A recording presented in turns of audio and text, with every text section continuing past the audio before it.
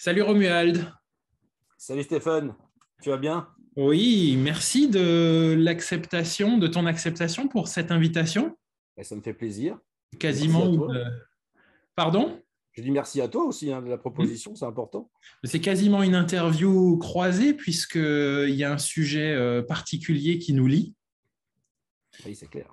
Et ce sujet, on peut le dire, je pense que c'est déjà l'ayahuasca et par extension les entéogènes et le lien entre entéogènes, chamanisme et peut-être même religion. Oui, complètement. C'est vrai que moi, ma pratique principale que j'ai pu expérimenter au cours de 20-25 dernières années de recherche était principalement centrée sur le chamanisme amazonien. Et donc, le chamanisme amazonien tourne autour de ce qu'on pourrait appeler un paradigme de la diméthyltryptamine, avec bien sûr des utilisations de différentes plantes qui ont pour base la diméthyltryptamine, c'est-à-dire l'ayahuasca, le yopo, enfin Mhm. d'autres plantes, mais qui sont majoritairement utilisées dans tout le bassin amazonien à des fins rituelles, hein, j'insiste, à des fins rituelles par rapport au contexte sociétal de ces ethnies, bien sûr. Quand tu dis, alors déjà pour les gens qui nous regardent, diméthyltryptamine, tryptamine, c'est donc la DMT, Oui, c'est la qui est une DMT qui, molécule endogène. pas qu'endogène, elle est Mhm. contenue aussi dans les végétaux. C'est-à-dire que la diméthyltryptamine, qu'on rappelle plutôt sous le nom de DMT, la DMT, voilà, pour simplifier, parce que diméthyltryptamine, c'est quand même un nom un peu compliqué à dire et à retenir, surtout. La DMT se trouve, par exemple, concernant l'ayahuasca, se trouve dans les feuilles de l'arbuste chacruna, donc le Psychotria viridis, hein, pour son nom scientifique. Mais ce n'est pas que ça. L'ayahuasca, c'est aussi le mélange avec la liane qui est très très important. Hein. Il y a pas que, on peut pas non plus résumer l'ayahuasca uniquement à la DMT. Hein, Oui, l'armaline absolument. et la liane en elles-mêmes sont hyper importants pour ce qui est, on va dire, la connexion somatique par le corps, d'abord, dans un premier Oui. temps. Concernant la DMT, hein, qui est une molécule qui m'est chère hein, dans mes recherches personnelles et dans mes écrits et mes expériences personnelles, c'est Dennis McKenna qui disait, alors il le dit en anglais, je vais le traduire en français, mais c'est la nature est littéralement trempée dans la DMT. C'est-à-dire, lui, il témoigne de la présence quasi systématique de la DMT dans pratiquement tous les végétaux et tous les êtres vivants. Est-ce que toi, d'ailleurs, en tant qu'ethnobotaniste, hein, puisqu'on ne t'a pas présenté, tu es ethnobotaniste et écrivain, est-ce que c'est quelque chose que tu confirmes? Bien sûr, déjà, on en a effectivement endogène, on en a dans le sang. Hein. Et on a aussi notre cerveau est capable d'en produire, semble-t-il, même dans des conditions qui sont proches de stimuler le sommeil. Hein, ça, il faut le savoir.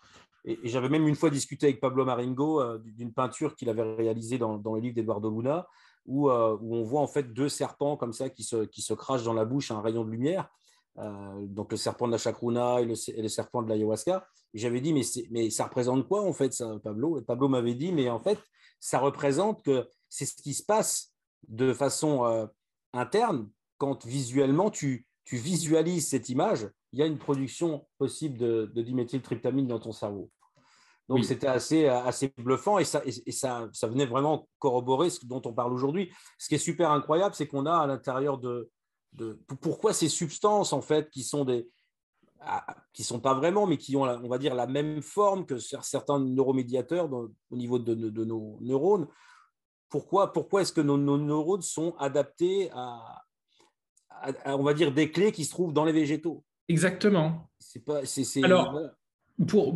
si je l'ai moi bien compris dans mon cheminement personnel, c'est comme si la molécule était une prise mâle et dans notre cerveau, on avait déjà la prise femelle et que comme si nous étions constitués pour faire l'expérience de cette molécule. Oui, oui, complètement. Oui, oui. Il y a un lien pour moi coévolutif à tout ça. Ça me paraît évident. D'ailleurs, il y a même des animaux aussi. Hein. On a déjà vu des animaux en Amazonie qui avaient pris de la DMT ou de l'armaline. On a vu ça avec des jaguars, par Avec des exemple. jaguars qui Ouais. mâchent les racines, bien sûr. Exactement. Ouais, ouais. Ouais, Donc, ça, c'est quelque chose qui est connu, en fait, de l'ethnobotanique. C'est des pratiques qui sont pas uniquement réservées. Il semblerait d'ailleurs on a aussi trouvé, en termes d'éthologie, donc l'étude du comportement des animaux, on sait que certaines espèces animales recherchent l'ivresse. ah oui, oui, oui, il y a plusieurs Voilà, exemples. donc, Hein. Il y a les lémuriens, les bien sûr, dauphins, les gorilles. bien sûr. Il y a beaucoup, beaucoup d'exemples dans le monde animal. Hein. Donc, on peut imaginer qu'on a fait pareil. Donc, il y aurait un instinct, ou quelque part une programmation à ce que, entre guillemets, l'animalité rencontre Le le spirituel. végétal par le biais de ces structures. Au-delà de l'alimentation, au-delà de tout ça, il y aurait cette connexion visionnaire qui Est-ce serait qu'on est-ce recherchée. qu'on- est-ce qu'on pourrait dire qu'il y a en nous une programmation qui va nous pousser à vivre des expériences spirituelles? Comme si ces animaux, ou ce qu'il reste d'animalité en nous, nous ayons une appétence toute particulière à la transcendance et à la rencontre avec le divin ou l'esprit. Moi, je pense que ça, c'est inhérent à notre réalité biologique. Ça me paraît évident. Les mythes, moi j'ai déjà étudié ça, les mythes, en fait, que lorsqu'on se dit, mais où commence le mythe, où commence la pensée raisonnable, et puis ensuite, où commence le mythe dans l'animalité, ben, aujourd'hui, on sait par exemple qu'on a trouvé on a observé que les chimpanzés faisaient des cairns, c'est-à-dire au pied de certains grands arbres, déposaient des grandes pierres, hein, comme des offrandes. Donc, en fait, cette mythologie, elle va s'enraciner dans l'animalité. Et effectivement, on semblerait que c'est notre nature, notre nature biologique je dirais pas qui nous pousse à aller vers ça, parce qu'on est ça, en fait. C'est-à-dire que la conscience, déjà, fonctionne comme ça. Et moi, en fait, je pense qu'il faut maintenant imaginer la conscience comme un continuum. On a trop cloisonné en disant il y a l'état de veille, il y a l'état onirique, il y a l'état visionnaire induit par les plantes de vision ou par des rituels ou par le son ou des choses comme ça ou par la transe. En fait, c'est un continuum. C'est-à-dire qu'à un moment, on va dire que quand vous êtes en état de veille, là, comme on est en discussion, on a voilà, un centre de conscience qui est hyper focalisé. Et puis, quand on est en méditation, il se défocalise un peu. Quand on est effectivement en sommeil, il s'ouvre encore beaucoup plus. Quand on est dans des cérémonies visionnaires, il s'ouvre énormément. Et on peut imaginer qu'à la mort, même, il y a une expansion complète, infinie de la conscience. Donc, on est sur un phénomène de continuum et expansif, en fait. Très bien. Alors, pour rentrer un petit peu plus dans le vif du sujet, toi, la DMT, c'est une expérience que tu connais bien à travers tes expériences de l'ayahuasca, toujours de manière rituelle. Euh, alors moi, il y a un sujet que j'évoque plusieurs fois, que ce soit à travers mes livres ou mes publications, que j'aimerais te soumettre. C'est que, alors, tu connais bien sûr Rick Strassman, hein, qui est ce monsieur qui fait les expériences les plus nombreuses et les plus sérieuses sur la DMT. C'est monsieur DMT dans le monde, mais Ouais, on parle plus de la molécule en tant que telle et pas de l'usage traditionnel de la c'est DMT. vrai. Et donc, il fait des études avec de nombreux expérimentateurs et il en ressort des conclusions. Et un des aspects phénoménologiques de l'expérience de cette molécule, c'est que les expérimentateurs décrivent que ce qu'ils vivent sous DMT est plus réel que la réalité. Qu'est-ce que déjà ça t'inspire? Mais en fait, ça, c'est une expérience qu'on retrouve pas forcément et uniquement avec l'utilisation d'antéogènes. Hein, les gens qui décrivent un éveil de la conscience, les mystiques, par exemple, décrivent ça. Hein. On a des traces de ça dans le taoïsme, dans le bouddhisme, dans l'Advaita Vedanta, où quand il y a cette prise de conscience, où en fait, il y a la personne comprend en fait qu'elle n'est pas identifiée à son apparence physique, à son corps et qu'elle est l'univers complet, il y a ce phénomène où il y a ce switch où en fait l'observateur se rend compte que le monde lui paraît plus vivant, plus coloré, plus riche en fait en sensations et en perceptions. Donc pour moi, ça c'est encore, on va dire, corrélatif à notre nature intrinsèque, c'est-à-dire que notre biologie, notre conscience est faite comme ça, et il y a différents moyens d'atteindre cette perception. Alors, il y a des gens qui n'utilisent pas du tout d'antéogène, il y a des gens qui l'utilisent. Peut-être qu'au niveau de l'évolution, c'était la thèse qui était soutenue par Terence McKenna et Dennis McKenna dans La nourriture des dieux, c'est-à-dire de penser que peut-être que nos ancêtres avaient une relation symbiotique avec du bétail et ont donc consommé des antéogènes, de la psilocybine ou des choses comme ça, pour ensuite effectivement développer peut-être le langage et des modalités cognitives par cette espèce de symbiose avec des champignons ou avec des plantes, bien sûr. Oui, c'est une des théories concernant l'apparition du langage, en fait. C'est ça, ouais, c'est ça. Alors, justement, tu approches ce sujet d'état modifié de conscience avec et sans antéogène, avec et sans psychédélique. Donc là, moi, j'incarne une position assez marquée de ce côté-là, et j'ai conscience qu'elle est provocatrice. C'est, moi, je prétends qu'il n'y a pas de chamanisme au sens originel du terme, sans consommation d'antéogènes ou sans consommation de plantes sacrées. Est-ce que tu as une position à ce sujet? C'est un vieux débat. C'était déjà il y avait la position de Mircea Eliade qui disait que le chamanisme initial, c'était un chamanisme qui est dérivé de la trance, c'est-à-dire du tambour, de son, de la musique, même d'épreuves physiques ou des choses comme ça, ou d'isolation sensorielle. Et puis tu avais Weston Labarre qui disait l'inverse, qui disait mais non, la première religion, c'est une religion psychédélique avec les antéogènes.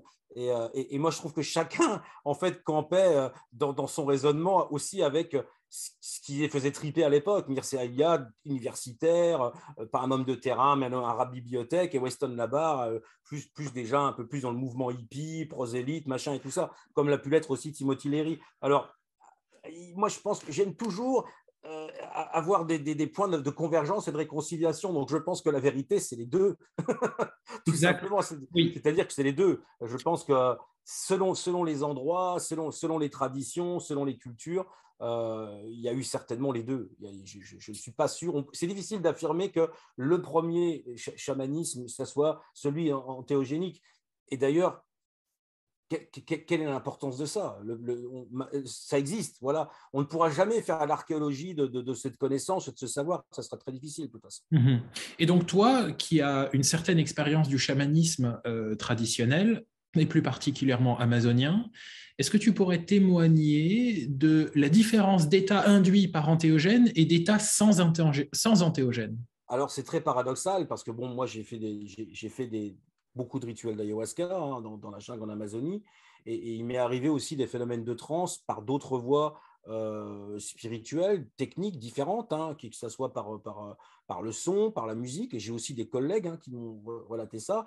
Quelqu'un que je connais, par exemple, qui a travaillé en tant qu'ethnomusicologue pendant plusieurs années en Amazonie, donc à rentrer dans l'ayahuasca, les Icaros, les chants. Et puis qu'un jour, on a dit à l'université, bon, tu arrêtes l'Amazonie, tu vas au Népal, tu vas chez les Tamangs. Et lui, quand il était dans les rituels de nuit entière où ça joue du tambour, quand il arrivait dans son état de transe, il retournait dans les mêmes endroits que l'ayahuasca lui montrait en vision. Donc pour moi, je pense que toutes ces voies sont en fait des connexions à une réalité unitaire, quand même visionnaire, qui pour moi est assez... qui a une vraie densité, pour moi, qui a une vraie phénoménologie, une vraie ontologie. Et quelque part, cette réalité unitaire, qui a vraiment sa réalité, je pèse mes mots, toutes les voies culturelles, que ce soit le soufisme, que ce soit la danse, que ce soit l'extase mystique, les champignons, que ce soit l'aya, tout ça, ça nous connecte quelque part à cette réalité. Mais dis-moi, dans ce que j'en sais, la majorité, voire l'écrasante majorité de ta bibliographie, elle est tournée vers l'ayahuasca. Et donc, si je rebondis un petit peu sur ce que tu dis, pourquoi prendre de l'ayahuasca ou des entéogènes alors qu'il suffit de s'immerger dans une transe au tambour? C'est plus facile. C'est plus facile. Il y a une facilité. Au niveau de l'accessibilité à l'expérience visionnaire, c'est beaucoup plus facile de boire un petit verre d'un truc qui en plus, est irréversible. C'est-à-dire qu'une fois que c'est parti, c'est comme un grand oui, vous ne pouvez plus l'arrêter. Quand il faut rentrer dans des expériences de méditation, c'est graduel, il y a un travail à faire, il y a un travail sur soi. Et c'est là aussi il faut faire attention avec l'ayahuasca, c'est que souvent, comme c'est un peu direct, ça aurait tendance à vous, et ça satellise quand même beaucoup de personnes. Et ça, je pense que c'est une question dont il faut aussi parler aujourd'hui. Moi, j'ai vu des gens arriver en Amazonie, des charters de gens arriver en blue jean, et puis le lendemain, ils avaient fait leur première cérémonie ayahuasca, ils étaient avec des yeux comme ça, habillés en kushma shipibo, et puis ils vous disaient en gros qu'ils avaient vu Jésus, la Vierge, et qu'ils étaient le Messie. Ça, c'est les débuts de l'expérience. C'est-à-dire qu'à un moment, il y a l'ego spirituel est un petit peu titillé aussi par tout ça. Absolument. Il faut dépasser, je pense, c'est ce premier level, on va dire, ce premier niveau, et puis rentrer ensuite dans des choses beaucoup plus terre à terre, beaucoup plus basiques. D'ailleurs, les Indiens, eux, ne sont pas du tout fascinés par notre fascination pour les images. Nous, on est fascinés par les visions. Eux, ça ne les intéresse pas. Un vieux chaman, moi, ceux que j'ai connus dans le temps, on le parlait des visions, ils s'en foutaient complètement. Ils disaient, oui, c'est bien, tu as eu des visions, mais est-ce que tu as vomi? Est-ce que tu as eu la chiasse? Voilà, c'est ça qui les intéressait. Est-ce que le corps a travaillé? Est-ce qu'il a nettoyé? Parce que pour eux, c'est une médecine. C'est une médecine qui, pour nous, c'est une sorte de purge, une espèce de purge transpersonnelle, quoi. Voilà, c'est une détox transpersonnelle. C'est d'ailleurs un des intitulés que j'avais mis dans le bouquin avec Olivier Chambon et Jocelyn Morisson, La Révolution psychédélique. C'était de parler de ça, en fait. C'est-à-dire que notre civilisation, elle n'est pas très bien équipée pour appréhender tout ça parce qu'on a des fascinations. Alors, Et ouais, moi, je trouve, tu vois, par exemple, hein, quand on me parle aujourd'hui parce que je vois beaucoup de gens qui s'intéressent à ça, qui sont dans un engouement, ce qui est légitime, je ne les juge pas du tout, ce n'est pas un jugement. Mais quand on est un peu dans l'euphorie, des fois, on n'est pas non plus dans la réalité du truc. Tu vois, il ne faudrait pas reproduire aujourd'hui les mêmes erreurs qu'on a eues pendant le mouvement hippie, où tu as plein de gens qui sont rentrés dans une fascination de cette expérience, par exemple du LSD, et qui sont devenus prosélytes et qui étaient très à fond en disant « Ah, c'est génial, c'est génial, c'est génial ». Et puis, qu'est-ce qui s'est passé derrière? Les années 80 arrivent et puis c'est fini, on n'en parle plus, on retombe dans une espèce de marasme. Il faudra attendre quasiment à la fin des années 90 pour qu'on reparle sérieusement d'expériences visionnaires avec des plantes. oui. Oui. Alors, ce que tu dis me donne envie de rebondir sur quelque chose. Je sais que, contrairement à moi, sachant que je ne suis pas à l'extrémité d'un spectre, mais tu es un vrai défenseur de la tradition. Oui, bien sûr. Et qu'est-ce que tu aurais à dire à quelqu'un qui dit, mais alors la tradition, c'est bien, c'est super, par contre, pour un occidental, aller s'immerger dans un chamanisme amazonien avec une sonorité et des pratiques avec lesquelles son bagage culturel ne résonne pas forcément, eh bien, en tout cas selon moi, qui ne suis pas ethnobotaniste, ce n'est pas la manière optimale pour un occidental qui a 40 ans d'occidentalité derrière lui d'expérimenter l'ayahuasca. Qu'est-ce que tu pourrais dire à ce sujet? C'est évident. C'est évident. C'est une autre culture. C'est des concepts qui nous sont souvent complètement incompréhensibles. Tu vois, je prends l'exemple des chants chamaniques.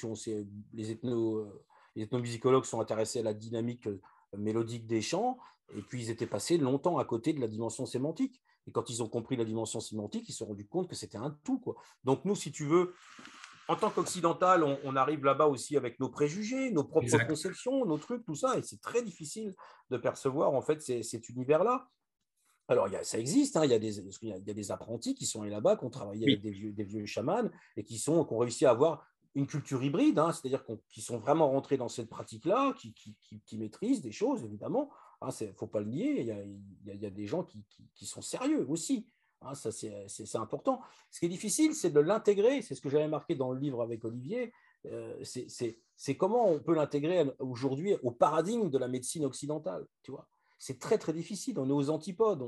On est sur des choses qui sont difficiles à comprendre. Alors, pour en revenir à ta question de dire est-ce que c'est pas mieux au final de la faire ici, cette expérience, déjà, elle est interdite en France, il faut quand même le rappeler, c'est super important. Est-ce que c'est pas bien de ramener la bébida ici et puis de faire nos rituels, machin, machin? Ben oui, mais avec des gens compétents quand même. Et puis, il ne faut pas se leurrer, il y a une dimension mercantile derrière tout ça aussi. Hein. Absolument. Donc, et puis, il y a des gens qui utilisent ça aussi pour asseoir un pouvoir, une fascination, un machin. Et c'est là où, après, on peut rentrer aussi dans de la dérive un peu sectaire. Et il faut être prudent là-dessus. Il faut être très, très prudent.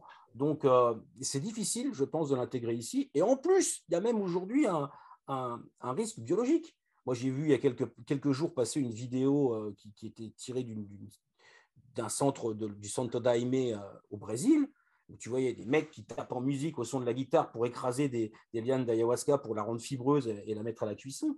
Et tu regardes, mais c'est des kilos et des kilos et des kilos, des centaines de kilos de lianes, du bois de chauffage pour faire cuire tout ça. Il y avait des stères de bois sur le côté. Tu te dis, mais ces gens, ils ont conscience de l'impact écologique du truc quand même, qu'un jour, cette plante, elle pourrait être menacée. Mm-hmm. Et ça paraît incroyable. Mais non, ça ne peut pas être menacé, cette espèce de liane. Mais bien sûr que si. Bien sûr. Bien sûr que si. Bien sûr, on a déjà ce phénomène avec le peyote. Bien sûr, bien sûr. Il y a l'iboga aussi en Afrique. Oui, absolument, oui, oui, oui. Et tu parlais justement de gens compétents. Pourquoi, pour toi, c'est quoi une personne compétente en la matière? Quels sont les critères qui, pour toi, sont importants? Ah, c'est la diète. C'est même pas l'histoire de l'ayahuasca et tout ça. L'ayahuasca, c'est pas linéaire. C'est pas parce que tu en as pris plein de fois que tu montes en level, si tu veux. C'est pas une question de ça. C'est une question dans le paradigme amazonien, c'est la diète. si tu as diété, si tu as fait des grandes diètes, si tu t'es isolé pendant des semaines, des mois dans la jungle et tout ça, que tu as fait le truc vraiment comme les anciens, tu gagnes en énergie, Alors, tu gagnes ouais. en médecine, quoi. Voilà, c'est ce qu'ils te disent. Juste Après, pour préciser, quand tu parles de diète, on parle bien d'une ascèse alimentaire, d'une c'est ça. restriction qui est quand même, euh, comment dire, importante, on va dire, hein, où on élimine plein de choses dans l'alimentation. Et c'est ce qui est intéressant, et là tu le sais mieux que moi, c'est que ce concept d'ascèse et de diète va se retrouver dans toutes les religions et toutes les traditions à travers la planète. Ouais, c'est pas qu'une ascèse alimentaire, c'est aussi un isolement, hein. Alors, tu retrouves ça dans d'autres pratiques, hein, bien sûr, hein. Les sadhus en Inde s'isolent aussi, les méditants aussi. Il y a l'idée aussi de se connecter de la dimension sociale, de faire retraite et de se reconnecter à une certaine forme d'animalité aussi, de nature, hein. C'est-à-dire on enlève le sel, par exemple, le sucre, pour avoir une sorte de neutralité, on va dire, tu vois, une sorte de neutralité physiologique. Là c'est pareil, il faut aussi appeler à la prudence. On sait qu'il y a des gens qui ont fait des jeûnes, ça ne s'est pas bien passé. Les diètes, il faut que ça soit encadré par des gens compétents en Amazonie. On ne peut pas faire ça avec n'importe qui. Voilà, Moi, j'essaye toujours de dire attention, la prudence, ayez les pieds sur terre avec ces expériences-là. C'est pas. Voilà, quoi. La fascination est trop. Et pour moi trop ambiante aujourd'hui dans notre société pour ces plantes de vision. Mais encore, ça baisse un peu, ça va finir par devenir ringard un jour, je pense.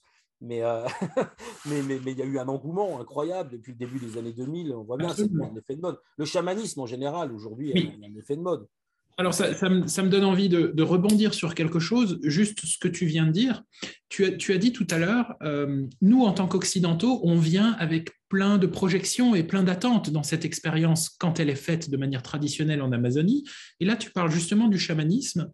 Il existe cette propension naturelle qu'on a à projeter sur le chaman un rôle de psychologue, de médecin, de sage, de potentiel Dalai Lama, et toi, tu sais très bien que un chaman, c'est tout sauf ça, hein.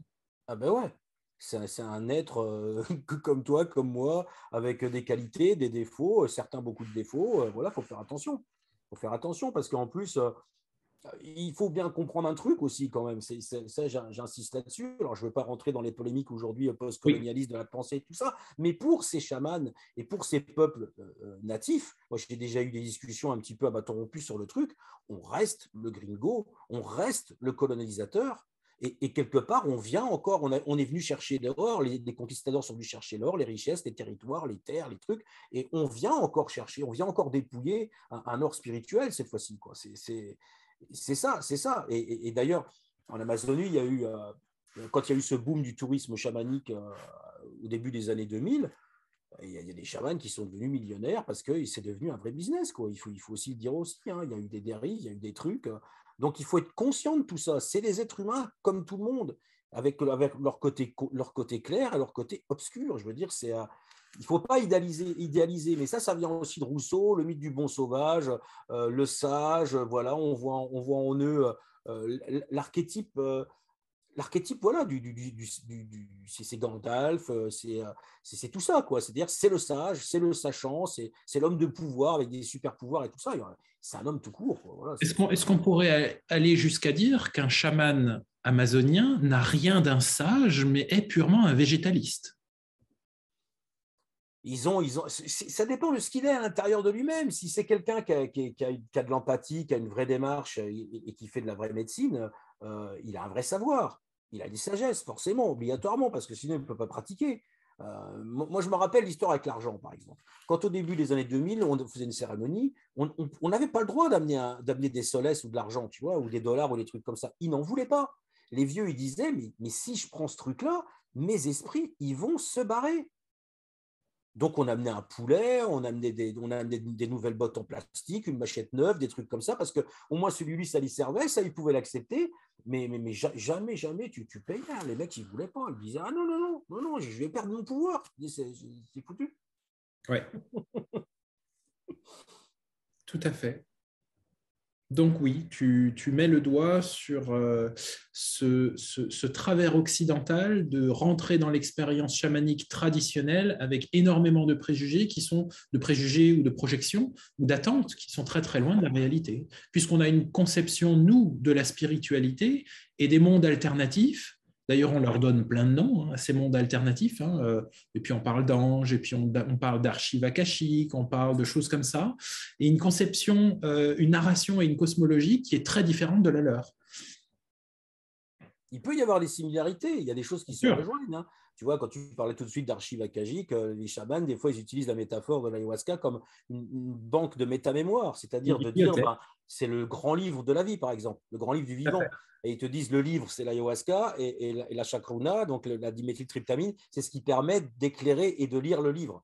C'est ça. Donc c'est super intéressant parce que ça veut dire qu'en gros, moi, ce que j'ai compris de ça, c'est qu'effectivement, quand on se branche sur ces plantes de vision, on a accès à une métamémoire de l'espèce, métamémoire des ancêtres, métamémoire aussi du vivant, en général, voire de l'univers. C'est pour ça que souvent, j'ai un truc sur lequel moi, je me suis déjà exprimé. Il y a beaucoup de gens prennent l'ayahuasca, ils disent, moi, je me suis vu au temps des pharaons, je devais être la cousine voilà, de Cléopâtre ou carrément Cléopâtre, et j'étais ceci, j'étais cela.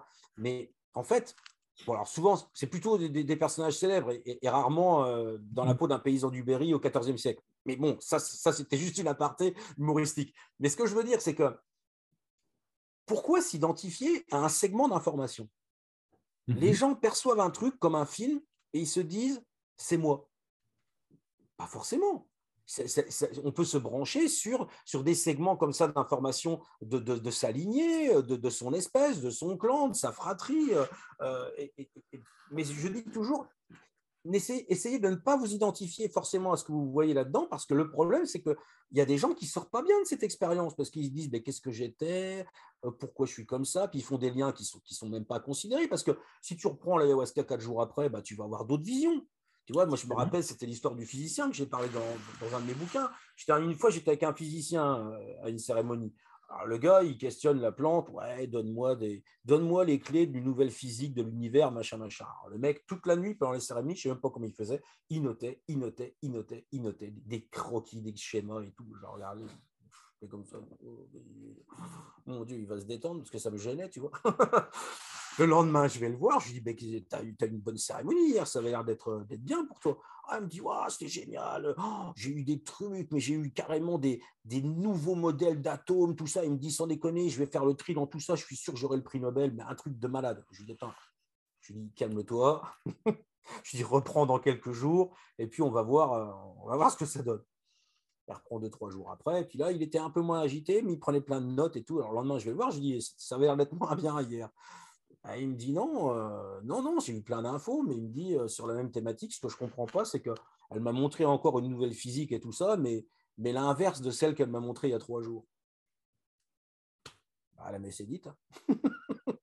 C'est des potentialités, c'est-à-dire qu'à un moment, elle va te montrer des choses qui sont possibles, si tu veux, mais à un moment, il faut faire le tri, il faut faire le choix. C'est des histoires de comment on intègre, comment on prend aussi une distance importante émotionnelle avec ces expériences, avec ces informations, cette métamémoire, pour pas forcément s'y identifier, quoi.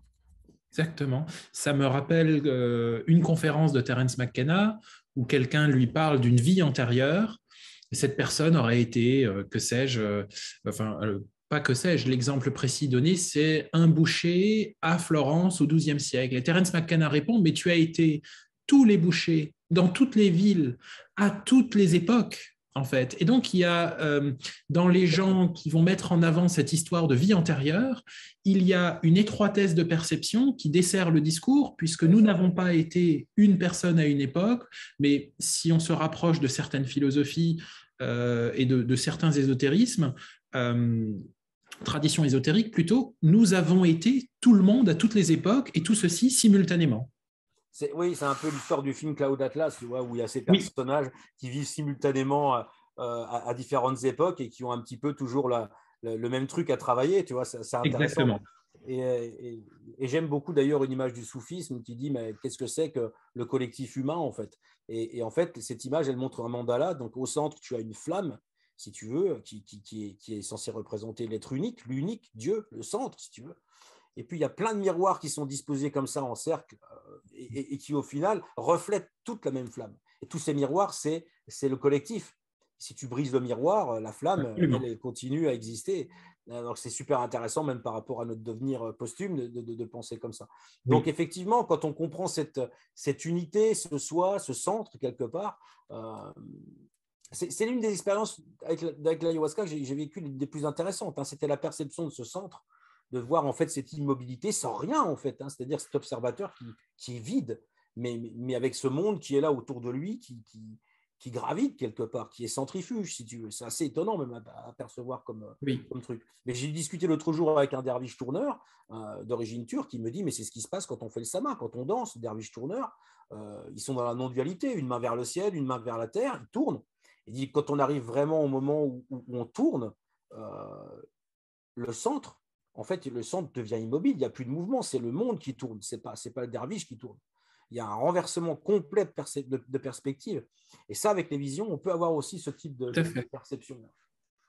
Alors, tu as prononcé plusieurs fois le mot collectif, et je me rappelle d'un passage de tes livres qui m'avait beaucoup marqué, c'est qu'à travers tes expériences, tu as découvert que certaines expériences, notamment avec l'ayahuasca, pouvaient avoir une réalité collective, c'est-à-dire que dans une même cérémonie, 2 personnes ou 3 personnes ou plus pouvaient vivre la même chose au même moment, et que lors du débriefing ou de l'intégration du lendemain, on se rendait compte que les réalités alternatives ou les mondes alternatifs ou les dimensions alternatives qui ont été visitées ne sont pas forcément un produit de notre subjectivité, mais peuvent être vraiment vécues simultanément par plusieurs personnes. Ouais, alors ça, c'était la grande question au début des années 2000, de se dire, mais en fin de compte, ces expériences, alors c'était un débat entre ethnopharmacologues, des chercheurs des neurosciences, ethnobotanistes et compagnie, se dire, mais en fait, cette expérience, elle se situe où, quoi? Et comme elle se situe dans la boîte noire, on va dire, de la subjectivité d'un expérienceur, bah, elle n'a aucune valeur pragmatique et scientifique. Parce que sinon, comment on peut aller voir ce qui se passe dans la tête de quelqu'un? C'est un trip, et puis voilà. Alors, moi, je pensais ça aussi au début, et puis la réalité de terrain a montré l'inverse. Alors, je raconte dans de nombreuses de mes conférences cette histoire de vision collective où moi, j'étais chez Ernesto, un chaman avec qui j'ai beaucoup travaillé, et je vois arriver un Canadien qui sortait de nulle part un jour, arriver chez Ernesto, il dit, oh, ben, je vais prendre l'ayahuasca, machin. Alors, Ernesto, il dit, OK, on sera que tous les deux à ce soir avec Romuald Guito, tu viens, on le fait. C'est tout. Lui s'assoit à une dizaine de mètres de moi dans la Maloca. Moi, je prends mon truc, la purge avec Ernesto. Il prend aussi. Puis moi, je me concentre, je ferme les yeux, je commence à me voir partir dans un vortex de patterns, de lumière, tout ça. Et puis, j'avais cette sensation de vraiment tomber dans le vortex. Mais c'est assez récurrent dans ces expériences. Et puis, je vois le Canadien qui tombe, lui, sur le dos, comme s'il tombait sur le dos, comme ça, puis qui me regarde. Tiens, c'est marrant.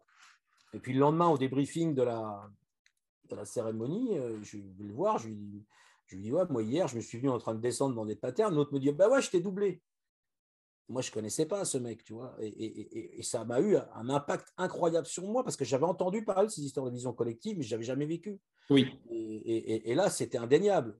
Lui comme moi, on s'était retrouvés dans le même espace visionnaire. Et ça, c'est juste un truc incroyable. Alors aujourd'hui, on commence à comprendre, ça s'étend dans différents domaines. Par exemple, je vais prendre le phénomène des NDE partagés. C'est le même acabit, c'est la même expérience, c'est-à-dire des gens qui sont au chevet d'un mourant et qui vont vivre jusqu'à une certaine limite le départ de la conscience du mourant vers l'au-delà, alors que eux non, sont pas en mort cérébrale, n'ont pas de pathologie quelconque, sont pas en train de mourir, c'est absolument inexplicable. Et ça, il n'y a rien d'un point de vue matérialiste qui peut expliquer cette expérience qui est avérée, qui a été vécue par de nombreuses personnes. Je connais même moi des paléontologues et des urgentistes qui l'ont vécu. Donc voilà, c'est une vraie réalité, si tu veux. Alors, moi, je me suis rendu compte que historiquement, cette pratique, elle existait chez les Indiens. Et il y a un très beau texte de Manuel Córdoba Ríos qui avait été enlevé lorsqu'il était gamin au début du XXe siècle par la tribu des Uniquin en Amazonie péruvienne, où lui, en fait, dans son initiation, il décrit des chasses, des répétitions de chasses dans le monde des visions, d'une chasse qui va avoir lieu 4-5 jours après dans le futur.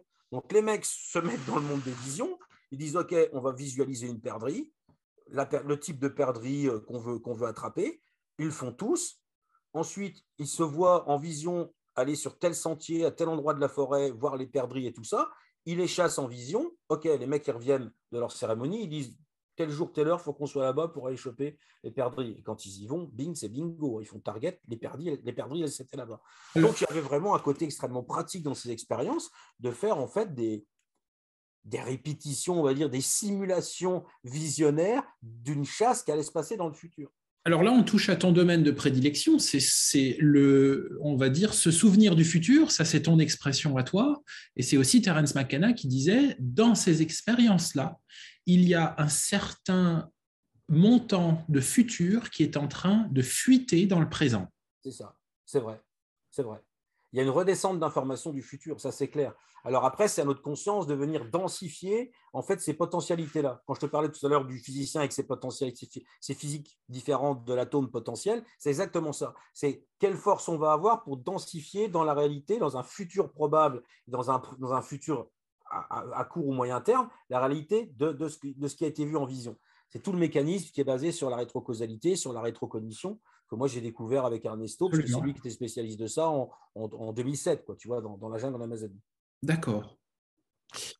Tu parlais à plusieurs reprises de soufisme dans mes recherches personnelles, puisque je suis donc en train d'écrire un livre qui sera publié chez Très Daniel fin d'année, qui fait le lien entre chamanisme, psychédélique entéogène et religion. J'ai découvert que plusieurs confréries soufis avaient recours à un analogue de l'ayahuasca que tu connais, qui est Peganum armala, la rue de Syrie. C'est un buisson qui produit les mêmes effets que l'ayahuasca et qu'il mélange. Alors, au Moyen-Orient, il y a bien sûr l'acacia qui est très présent et qui contient beaucoup de DMT, beaucoup de mimosacées, mais surtout un roseau. Je ne sais pas si tu en as entendu parler, la Rundodonax, qu'il mélange avec le Peganum armala.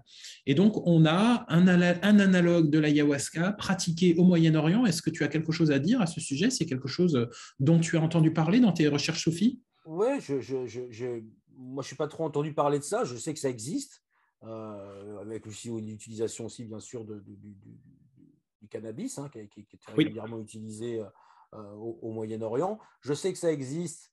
La rue de Syrie, c'est l'équivalent de l'armaline, hein, c'est l'équivalent de la liane, si tu veux, la liane ayahuasca. Et puis l'acacia, effectivement, contient la diméthyltryptamine. Après, de savoir vraiment quand c'est pratiqué, comment et tout ça, par contre, j'ai jamais vu. Tu vois, ça, c'est pas quelque chose que j'ai pu observer. Mais je sais que ça existait et que ça existe, ouais, bien sûr. Très bien. Et concernant ces réalités alternatives, à un moment, tu semblais dire, probablement par rapport à tes études et tes expériences personnelles, que ces réalités alternatives auxquelles on accède par le biais des plantes sacrées ont une existence réelle. Ouais, oui, ça, j'en suis persuadé. C'est pas des fantasmes. C'est pas le monde des visions, c'est pas quelque chose où on a des déformations de la perception, des trucs comme ça. On accède vraiment même à des réalités, je dirais presque augmentées, qui viennent se superposer à la réalité. Quand on a les yeux ouverts, par exemple, quand les cérémonies sont fortes, on voit vraiment son environnement, on voit plusieurs réalités qui viennent s'imbriquer, superposer, comme si on avait des Google Glass là, pour nous permettre d'avoir des informations supplémentaires sur le réel. C'est exactement ça. Il y a quelque chose de très technologique, hein, dans les visions. Moi, j'ai toujours Alors ça, c'est très, très surprenant, oui, et il y a un consensus qui se dégage, c'est-à-dire que les visions des machines ou de technologies très avancées, en tout cas qui nous semblent très avancées, sont comment dire, ça forme un consensus, en fait, chez les expérimentateurs. Comment est-ce que toi, de ton point de vue de scientifique, tu pourrais essayer d'interpréter ça sans sombrer dans ce qu'un autre scientifique va considérer comme de la spéculation ou bien de la fabulation? Moi, je vais essayer de ne pas rentrer dans des logiques paranoïaques, de se dire qu'on est dans une simulation, une matrice, machin, tout ça. Il y a des types qui ont pris l'ayahuasca, comme David Icke ou autres, qui ont trippé là-dessus. Sauf que ça, c'est encore un truc qu'elle te montre, elle te montrera autre chose le lendemain. Oui. Mais c'est peut-être l'univers qui fonctionne comme ça, tout simplement aussi, hein. Aujourd'hui, les astronomes se rendent compte de tout un ensemble de choses qui viennent corroborer en fait ce que disent non seulement les Indiens, par exemple sur la représentation du cerveau. Eux, ils disent que l'univers, c'est un cerveau, et aujourd'hui, on se rend compte qu'effectivement, les astronomes, les structures gigantesques de l'univers ressemblent vraiment à s'y méprendre à une structure neuronale. Oui. Et puis, tu as des gens comme le philosophe Bernardo Kastrup, qui, lui, va dans ce sens-là avec son idéalisme analytique en montrant qu'en fait, l'espace dans lequel on est, qui constitue la matière de l'univers, tout ça, il aura un envers. Et cet envers, ça serait uniquement un monde psychique et mental.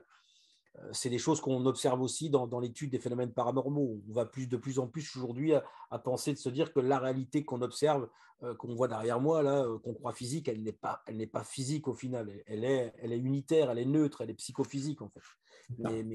Mais c'est solidifié aussi par les croyances collectives. Donc il faut dépasser tout ça. Et les attentes, bien sûr. Bien sûr. Mais alors, pourquoi cette technologie?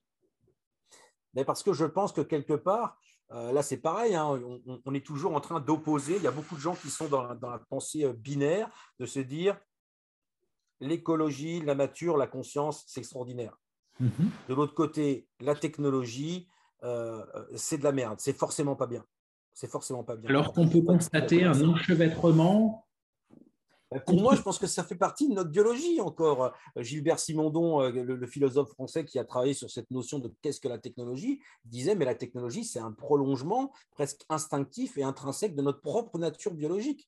Exactement. Voilà, c'est un prolongement. Donc, quelque part, ces technologies qui émergent aujourd'hui, c'est un peu comme du mimétisme, quoi. C'est-à-dire qu'à un moment, on a ça en nous, on a ça en tant qu'être vivant. La vie est faite comme ça. Et ce qu'on pense être de la technologie ou de l'hypertechnologie, c'est juste du vivant, quoi, au final, quoi. C'est ça, quoi.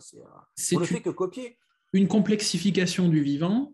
Et donc, ce que je suis en train de développer, qui paraîtra fin d'année, c'est que tu connais bien sûr le concept de singularité technologique. C'est à partir du moment où on atteint un tel niveau de développement technologique qu'on ne sait plus ce qui se passe et il y a un changement de paradigme. Donc, on est en train d'accéder, nous, alors selon les spécialistes, dans 30, 40, 50 ans, à une singularité. Pardon ? Bien avant, je pense. Bien avant pour toi, à une singularité technologique, c'est-à-dire que l'intelligence artificielle va atteindre un tel niveau de développement qu'on risque de changer de paradigme. C'est-à-dire on ne sait pas ce qui va se passer. Eh bien, l'intelligence artificielle va représenter la singularité technologique pour l'humain, mais l'humain est déjà la singularité technologique du monde végétal. C'est-à-dire que la technologie est à nous, ce que nous sommes au monde végétal. Carrément, je suis assez d'accord avec ça, c'est une belle image. En fait, c'est ce que j'avais proposé. Quand moi, je me suis intéressé aux plantes de vision, je me suis dit, mais en fait, tout simplement, est-ce que quelque part, les plantes ne nous utiliseraient pas ? Exactement. N'utiliserait pas non seulement notre mobilité, elles le font par exemple au niveau du monde animal, c'est-à-dire pour leur reproduction, elles sont immobiles, donc elles ont besoin de vecteurs, si tu veux, et ces vecteurs, ça a été longtemps les insectes, c'est aussi des animaux qui mangent des graines, des fruits, des singes, donc il y a effectivement une relation symbiotique, puisqu'on participe à la reproduction de ces espèces, mais est-ce qu'à un certain niveau, les plantes de vision ne vont pas jusqu'à emprunter notre cognition qu'elles n'ont pas ?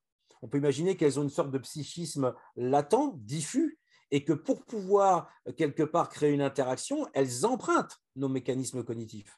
C'était les théories que j'avais développées d'interface neurovégétale, c'est-à-dire que quand on prend ces breuvages, quelque part, ils montent au cerveau, ils font un peu comme ce que fait un PET scan. Quand vous faites une IRM, vous prenez un liquide de contraste, il y a peut-être déjà cet effet que ce liquide, il monte au cerveau, il vous fait une sorte de mapping de votre système cognitif, et puis après, on peut imaginer qu'il va chercher des émotions, des souvenirs, des mémoires, des choses qui vous sont très personnelles pour créer la meilleure interface de dialogue. C'est ça. C'est ça. C'est en tout cas, quand on expérimente cette molécule de manière suffisamment intense, ces choses-là deviennent une évidence. C'est clair. Ouais. Moi, je suis habité par la conviction que le vivant cherche à se répandre. Oui. Et que pour se répandre, il a besoin de se complexifier et de se renforcer.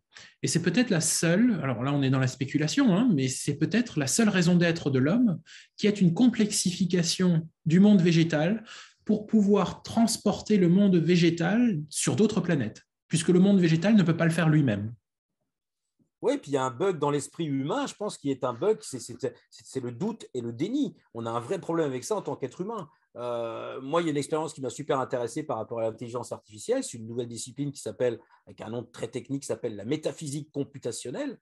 C'est-à-dire que c'est des types qui ont utilisé des intelligences artificielles pour dire OK, on va lui mettre tout ce qu'on connaît de logique, c'est-à-dire le théorème de Gödel, le machin, tout ce qu'on connaît, la logique, Einstein, enfin les philosophes, on met tout ça dans un bouillon de culture deep learning, et puis à un moment, on va poser la question à cette intelligence artificielle avec toutes ces données, avec tout ce big data, est-ce qu'il est, et ils l'ont fait, hein, est-ce qu'il est rationnel de penser que Dieu existe?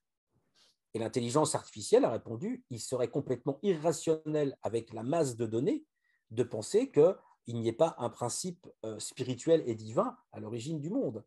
C'est juste vertigineux. Un outil technologique matérialiste créé sur des lois mathématiques va dire en gros aux humains, arrêtez de délirer, arrêtez de douter, arrêtez d'être dans le déni. C'est carrément improbable que ce ne soit pas comme ça que ça se passe. Je trouve ça absolument merveilleux. Et aujourd'hui, ces intelligences artificielles que tout le monde décrit, parce que c'est pareil, il y a le fantasme négatif, Terminator, Matrix, machin, tout ça, mais au final, ça reste un outil. Et puis, c'est une extériorisation aussi de nos propres capacités qui sont démultipliées. Et quand ces outils viennent nous dire en gros, mais les mecs, réveillez-vous, vous avez tout sous les yeux, mais il vous faut quoi? Parce qu'aujourd'hui, je reste persuadé, pour prendre des sujets comme la vie extraterrestre ou autre, qu'on arriverait avec des preuves, mais certains ne les verraient pas parce que le déni est tellement énorme qu'il y a un phénomène, à mon avis, de voile perceptif, tu vois. Mais au même titre qu'on est en train d'évoquer et on est en train de granulariser l'idée qu'il n'y a pas de réelle frontière entre nature et technologie, il n'y a pas de réelle frontière entre terrestre et extraterrestre. Vu que tu le dis, nous sommes dans un empilement de dimensions, qu'il y a une porosité qui peut être favorisée avec les entéogènes, qu'il y a une porosité entre ces dimensions, et qu'aujourd'hui, on parle d'extraterrestres comme des habitants hypothétiques d'autres planètes, alors que cette extraterrestrialité n'est pas forcément dans l'espace, mais interdimensionnelle. Et ça, c'est quelque chose dont on fait l'expérience dans sa chair avec l'expérience de la DMT. Oui, oui, il y a une verticalité, il y a vraiment quelque chose. Les espaces, pour moi, sont verticalisés. C'est comme ça que je perçois les choses aussi. Hein, et empilés. Empilés, ouais, complètement. Tout à fait. Ce qui est intéressant aussi dans cette articulation-là, c'est que on est en train de créer le métaverse. Donc, on est en train de créer des univers alternatifs, mais qui sont souchés sur le nôtre, donc qui sont en dessous du nôtre, hein, si on devait les spatialiser. Et ces expériences alternatives vont être de plus en plus réelles. Bien sûr. Jusqu'au jour où on intégrera ces dimensions sans savoir d'où l'on vient. Ouais. Mais là, on parle de chute, hein, on est en train de chuter dans des dimensions inférieures. Sauf que ça fait 5000, 6000 ans qu'on nous parle d'ascension spirituelle. Et donc, il existe des dimensions originelles à la nôtre qui ont créé la nôtre exactement comme nous sommes en train de créer des univers virtuels ou des jeux vidéo. Moi, je pense qu'on reproduit quelque chose qui existe. C'est fractal. Mais complètement, ça me paraît évident. Ta réflexion, elle est très juste. D'ailleurs, je suis en train de travailler sur ce sujet avec Yann Kounen. Yann Kounen qui a d'ailleurs, hein, qui est un artisan du métaverse, puisqu'il a quand même créé une cérémonie d'ayahuasca en réalité virtuelle, qui est absolument époustouflante quand même. Hein. Il avait déjà fait les visions de Blueberry à la fin, dans presque 10-20 minutes, où on a des visions juste incroyables, d'une réalité juste… c'est fabuleux. En 2004, quoi. Je veux dire, c'est incroyable. Il avait 20 ans d'avance. Ah oui, oui, complètement, bien sûr. Alors, c'est une réflexion qu'on mène tous les deux actuellement et qui va déboucher sur un projet, mais c'est vraiment hyper d'actualité. Et je pense que c'est vraiment ça aujourd'hui. Hein, il faut, de toute façon, dans tous les cas, il faut sortir de la pensée binaire. Ce n'est pas noir, ce n'est pas blanc, ce n'est pas bien, ce n'est pas mal. Ce n'est pas comme ça que ça marche. Il faut arriver à avoir des points de convergence. Est-ce que dans ton expérience et tes travaux personnels, est-ce que tu me rejoins dans l'idée que nous sommes déjà le métaverse d'une autre dimension? Complètement, bien sûr. Ouais, bien sûr. Ça, moi, je suis complètement en phase avec ça, évidemment.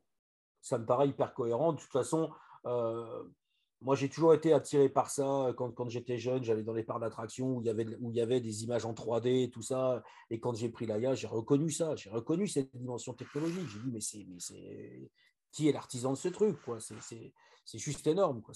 Bien sûr. Tout à fait.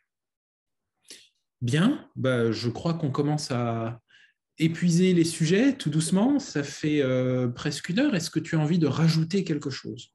Écoute, non, c'est bien. Je pense qu'on a quand même fait pas mal de tours de la question. On a abordé pas mal de choses. Hein.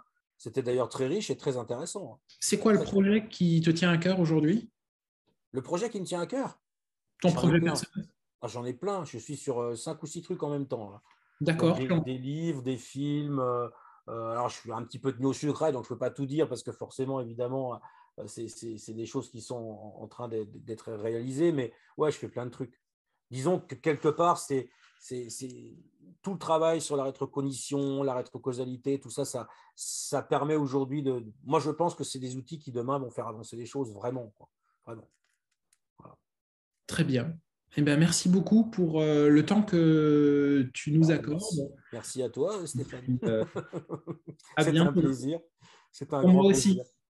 À très Merci. bientôt. À bientôt. Au revoir à tous. Ciao, ciao.